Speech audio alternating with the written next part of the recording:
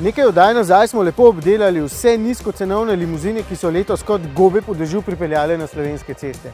Vse razen ene, samo Seatovega Toleda se nismo lotili, ker je k nam prišel malo pozneje.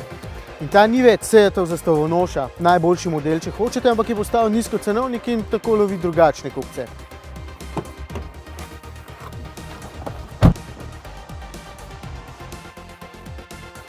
Na znamko Seat pomisli malo kdo, ko kupuje nov avtomobil, vsaj v primerjavi s Škodo denimo. Ampak Toledo je enojačni dvojček Rapido, kar pomeni, da tudi tukaj lahko pričakujete kakovostno izdelavo, trdo plastiko in veliko prostora. Ter zelo pomembno, uporabna peta vrata na zadku.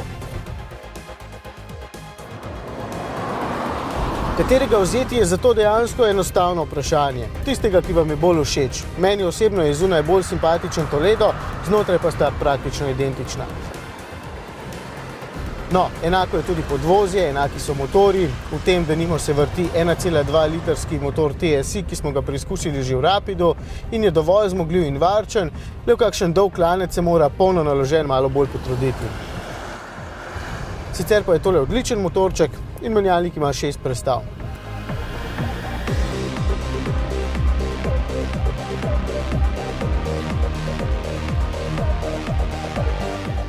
Tudi cena je praktično identična oziroma je razlika zanemarljiva. Toleda dobite že za 12 500 evrov in toliko s takšnim motorjem stane tudi Rapid. Da ne boste gledali najcenejše Škode v ponudbi, ker tista ima šibkejši motor brez turbine. Tale stane okoli 16 000 evrov, ker ima bogatejši paket opreme in močnejšo različico motorja 1.2 TSI. Po črtu je tole dober družinski avtomobil, ki ima veliko prostora, tale celo parkirne senzorje, tempomat, potovalni računalnik in še kaj.